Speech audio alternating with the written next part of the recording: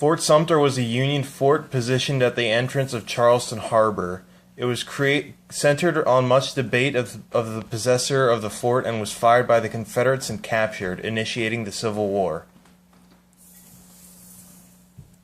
The border states were Virginia, Arkansas, Tennessee, and North Carolina. These joined the Confederacy soon after, along with the undecided Kentucky, Missouri, Maryland, and Delaware.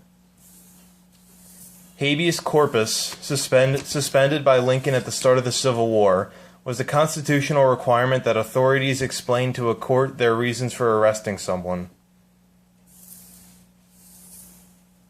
In July of 1861, 35,000 Union soldiers marched south crying, "On to Richmond," followed by journalists, politicians, and sightseers.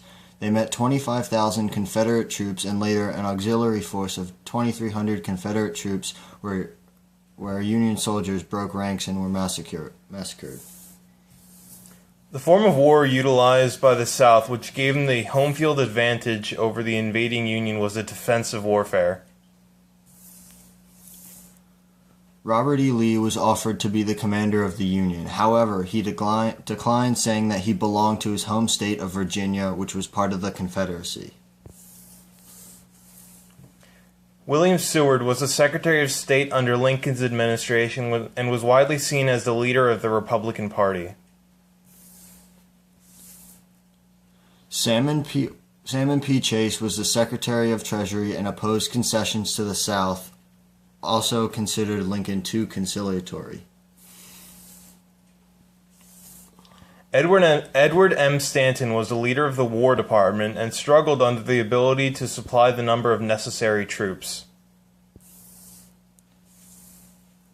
The National Bank Act prohibited state banks from issuing their own banknotes and forced them to apply for federal charters, thus creating the first national currency.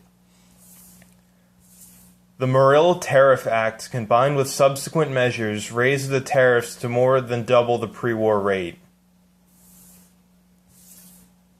The Homestead Act gave 160 acres of public land to any citizen who agreed to live on it for 5 years and thus improve upon it in some manner and then pay a small fee.